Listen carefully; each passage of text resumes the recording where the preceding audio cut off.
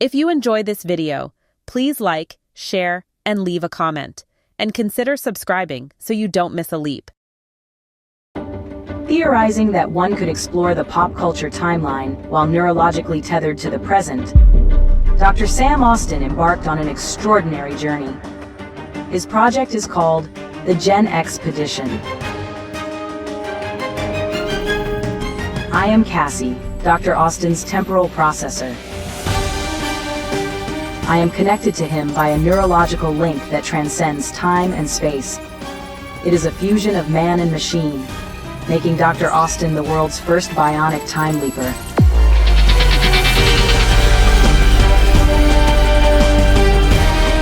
And so Dr. Austin finds himself leaping from one beloved entertainment artifact to the next, striving to find what made them special, and hoping each time that his leaps will rekindle our collective imagination.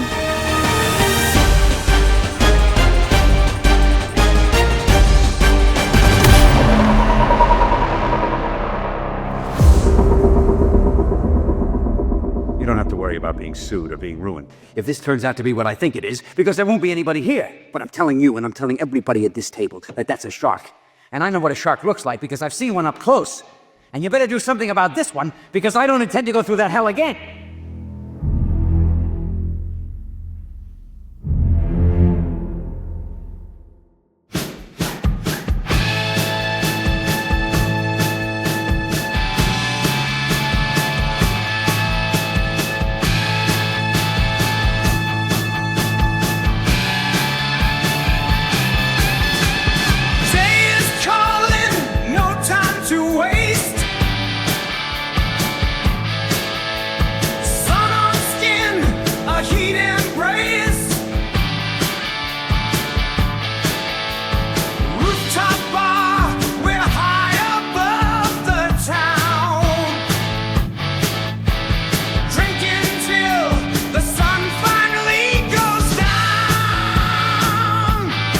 Hello, Dr. Austin.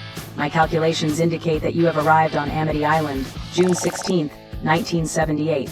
Well, that sounds about right, and I know exactly what it means. Amity Island is a summer paradise with boats, beaches, and plenty of tourists looking to soak up the sun. But things are about to take a turn for the worse. That does not compute. Based on my data, Amity Island is a popular vacation destination known for its coastal charm. Yeah, well, that's what makes it so bad. People come here for a good time, but they're about to get the scare of their lives. There's a predator lurking in these waters, and no one wants to admit it. It's a giant great white shark. That would be an extreme danger to the public. Have the authorities taken any action? Well, that's the problem. See, just a few years ago, this town went through something like this before. A massive shark attack spree. A lot of people got hurt, and the local police chief, Martin Brody, was the one who put an end to it. You'd think after something like that, they'd take any sign of a shark seriously. But nope, they want to pretend it's not happening. Look, Brody, you started a panic on a public beach. You shot up the damn place. God knows who you could have injured. And what if somebody decides to sue us? Did you ever stop to think about that? It could ruin us. That is highly illogical. Who is left at risk? A group of teenagers, including Brody's own sons, head out for a sailing trip. They think it's just going to be another sunny afternoon on the water, but the shark is out there, waiting. It attacks their boats, leaves them stranded, and suddenly, this isn't just about a town ignoring a problem, it's about survival.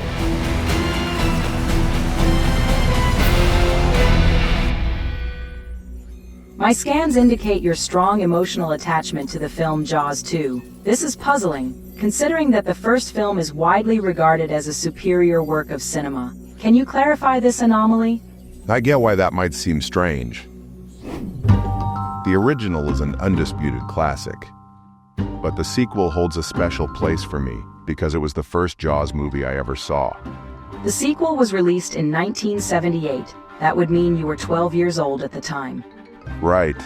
I was old enough to go see it with a friend at the local theater, but back in 1975 when the original movie came out, I was only 9. My parents thought it was too intense for me. Still, even though I hadn't seen the movie, there was no escaping from the original Jaws. It was a phenomenon, and I was very aware of it. You were exposed to it through cultural osmosis. What were your first introductions to Jaws before you saw Jaws 2? 2 parodies, actually. The first was Saturday Night Live's Land Shark sketches. The premise was that a shark had adapted to land, disguising itself to trick unsuspecting victims. The sketch always played out the same way. Yes? Is it Arlsberg? Who? Mrs. Baldwin? Who is it? Flowers? Flowers for whom? Plumber, ma'am. I don't need a plumber. You're that clever shark, aren't you? I'm only a dolphin, ma'am. A dolphin? Well, okay.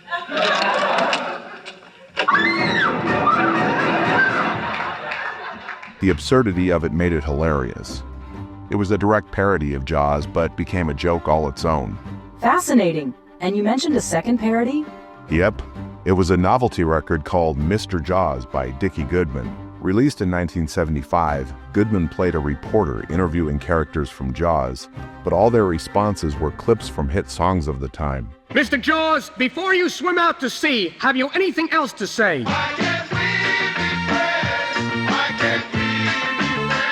I loved that record. I bought it and listened to it over and over. So, by the time Jaws 2 was released in 1978, you had built a foundation of familiarity and excitement. That's right. And when I finally saw it, I was hooked. I watched it over and over during its theatrical run. It may not be as good as the original Jaws, but it's a worthy sequel, and I think it's often underrated. We have discussed your strong emotional attachment to Jaws 2, but I am curious. When did you first see the original Jaws? Well, I don't exactly remember. I'm pretty sure I caught it during some kind of limited theatrical re-release, maybe late 1978 or early 1979. And even though I was a huge fan of Jaws 2, it was immediately clear that the original was in a different league. The quality of the filmmaking, the atmosphere, the tension, it was all masterful. It would help my analysis if you could provide a summary of the plot. Of course. Jaws was originally a novel written by Peter Benchley, and later adapted into a film directed by a very young Steven Spielberg. The story is set in the small beach town of Amity Island, where a series of brutal shark attacks terrorize the community. Brody, sick vandalism. That is a deliberate mutilation of a public service message. Now I want those little crate-happy bastards caught and hung up by their Buster Brown. Eventually, Chief Brody teams up with oceanographer Matt Hooper and grizzled shark hunter Quint to track down and kill the great white. The second half of the movie takes place almost entirely on Quint's boat, the Orca, as the 3 men battle this enormous predator. The tension builds as they realize how formidable the shark truly is.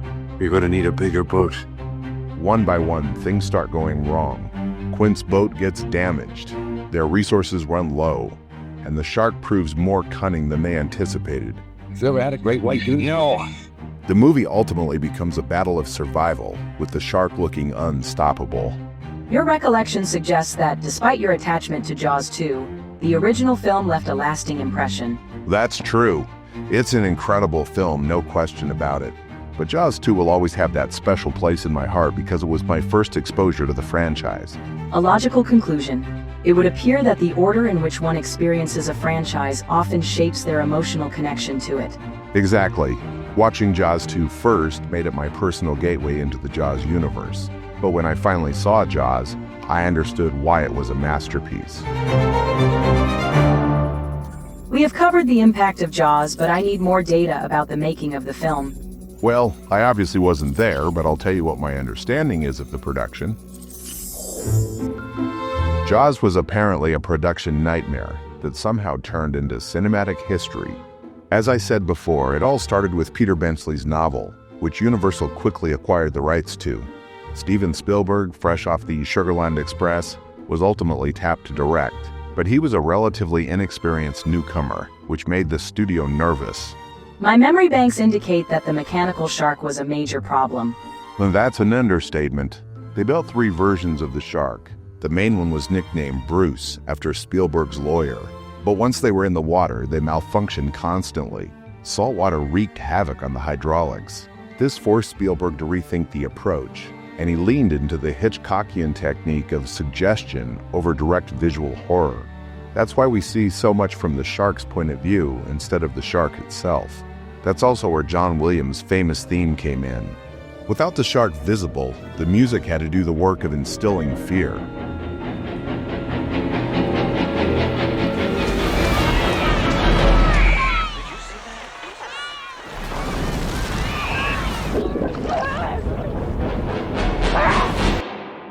And of course, the tension on set was just as real.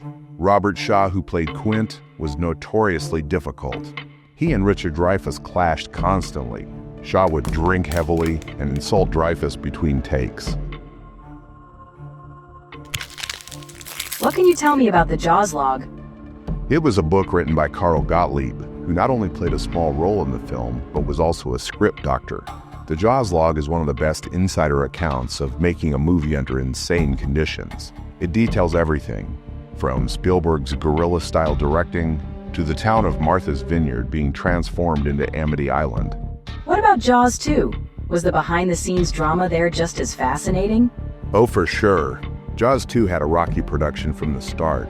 Universal wanted a sequel quickly, but Spielberg refused to return, saying, "I made one Jaws and that's enough." The original director, John Hancock, was fired after creative differences with the studio. He had a darker, more horror-driven vision for the film. Universal didn't like that. They wanted more action, more shark, and more spectacle. So they brought in Jenno Zwark instead? Right.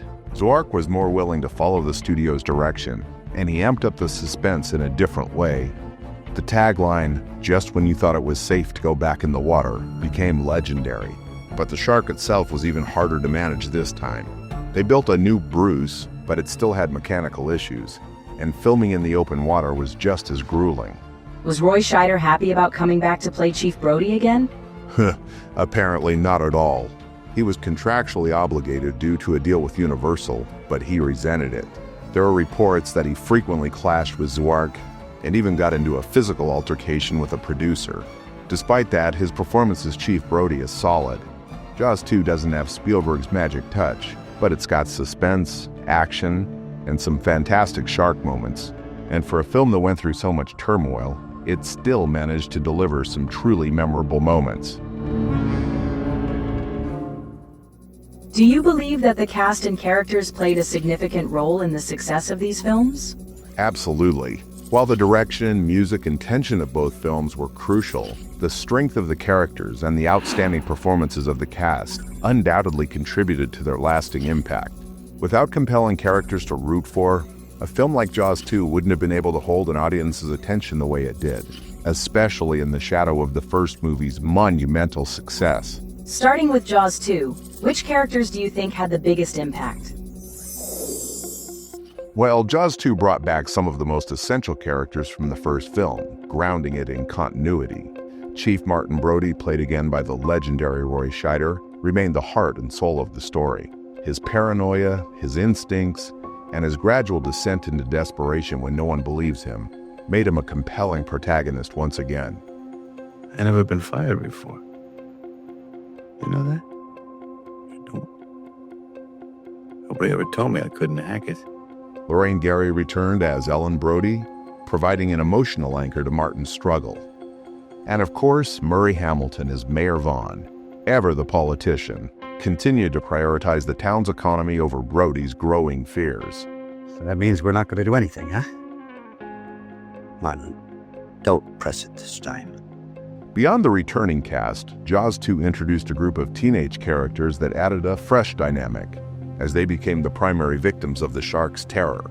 Among them were Keith Gordon as Doug, Donna Wilkes as Jackie, and the two I want to highlight, Ann Doonesbury as Tina and Gary Dubin as Eddie. You seem particularly interested in Tina and Eddie's scene. Yeah, that's right, because it's one of the most harrowing moments of the film. The attack on their small boat was executed with such raw intensity that it burned into my memory. Eddie, played by Gary Dubin, is suddenly knocked off the boat and attacked by the shark. The pure panic in his breathing as he desperately tries to get back in the boat is chilling.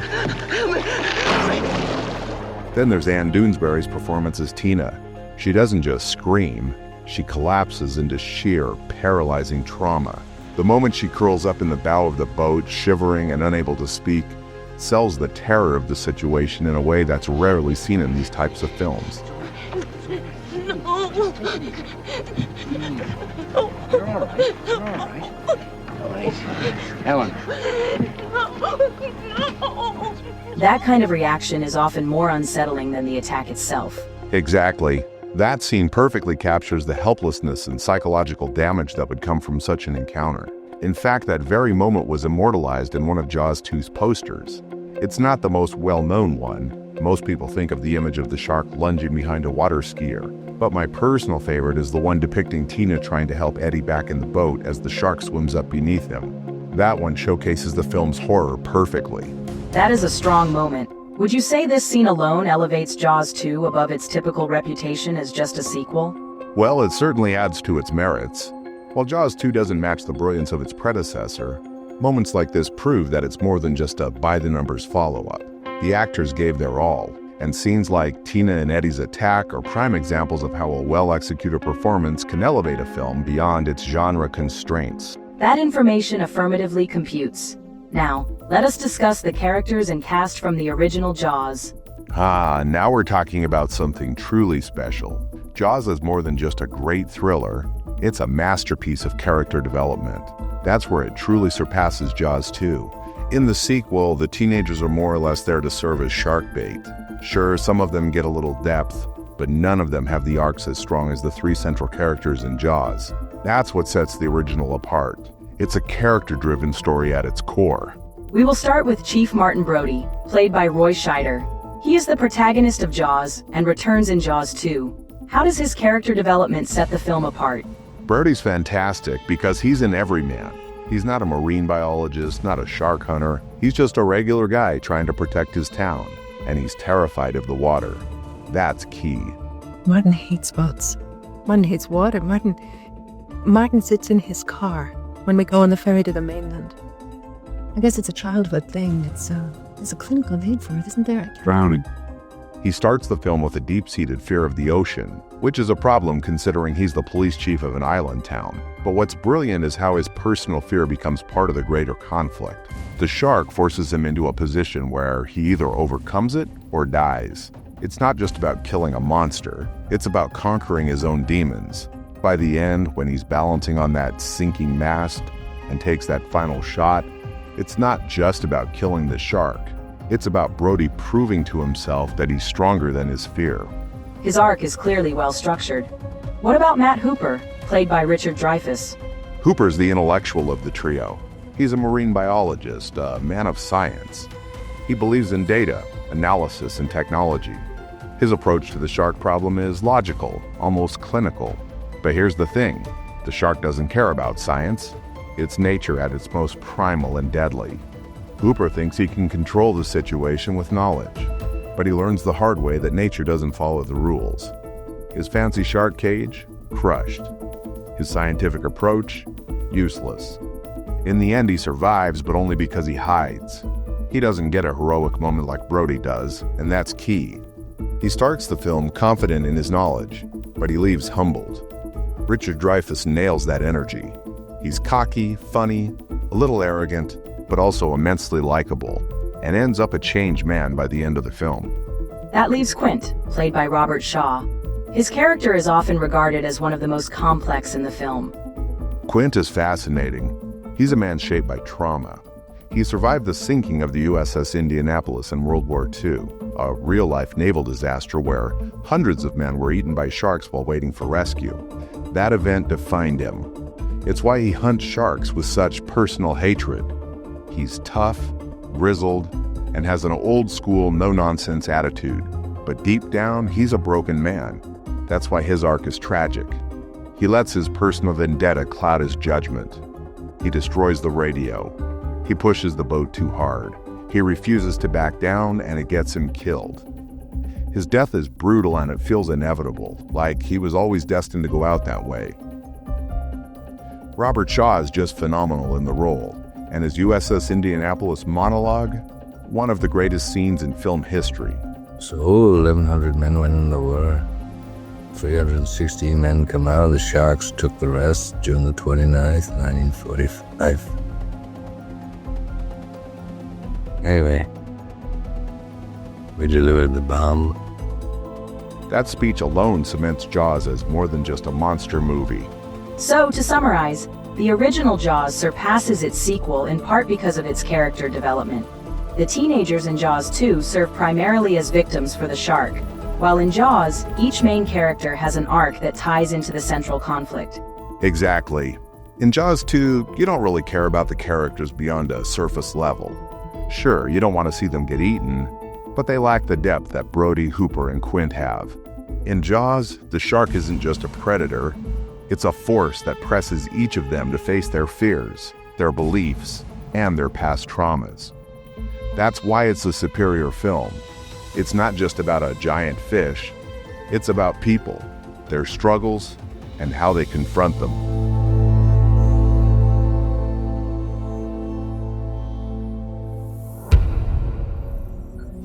I have collected sufficient data to conclude this leap. I am now calculating the temporal coordinates for your next destination. Do you have any final thoughts before we proceed?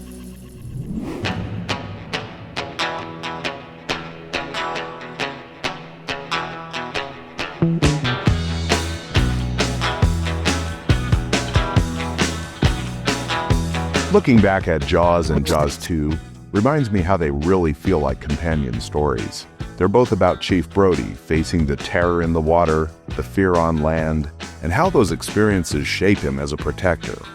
Jaws redefined the thriller genre, introducing audiences to a visceral nightmare of the unknown lurking beneath the ocean's surface.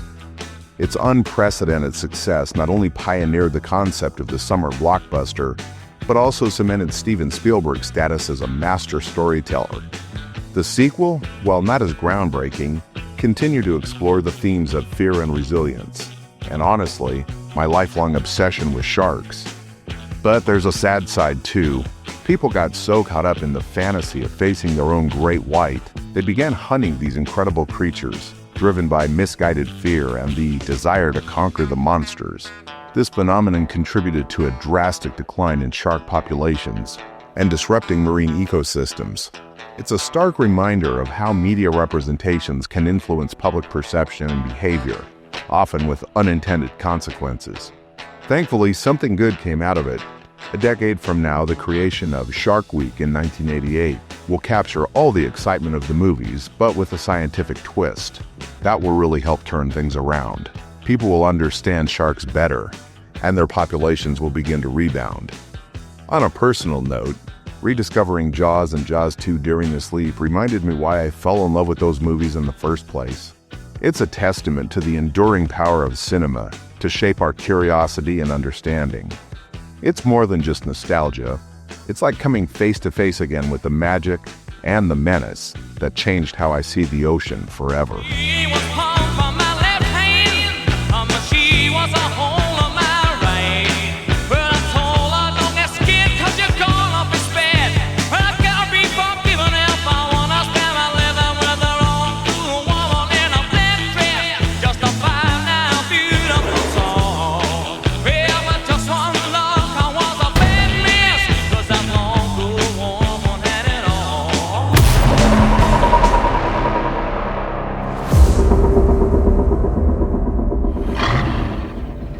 Well, we mustn't keep our public waiting, huh? It's showtime, Felix.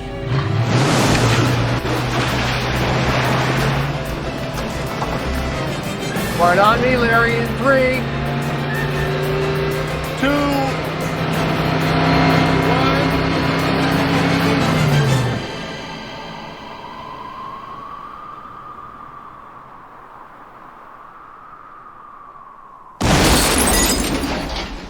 Phil. He might be okay.